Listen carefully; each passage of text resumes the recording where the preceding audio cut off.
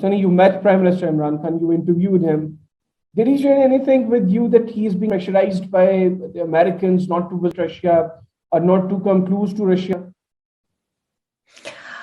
Well, he didn't tell me specifically about that, even though I asked him whether it was a politically wise decision to go to Moscow at a time when the pressure or the tensions between Russia and the West reached such a peak. And he said that he was determined to do that for the sake of his own country. He was not playing a Russian puppet or an American puppet. He was pursuing his country's national interest. And I think objectively, Pakistan has something to gain from the relationship with Russia, because Russia is a huge country. It is interested in developing ties with Southeast Asia. Pakistan could gain a lot as a transit country for pipelines, for the transit of energy, as well as, trade, tourism. There's a great interest, for example, in Russia in Himalayas. So I think that in itself could be a major boost for tourism, because your country is not well known here, but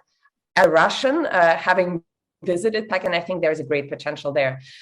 Having said that, I've read what Prime Minister Khan said about pressure being applied to him.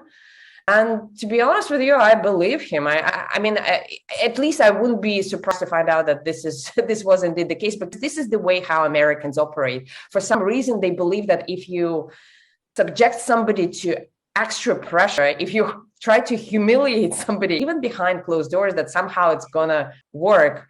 And I simply don't think that, I don't think it's an effective way of doing politics. I mean, they tried to do the same with the Chinese. It didn't work. They tried to do the same with the Russians. It didn't work. So I wouldn't be surprised if they tried to do the same thing to Prime Minister Imran Khan, and it didn't work either.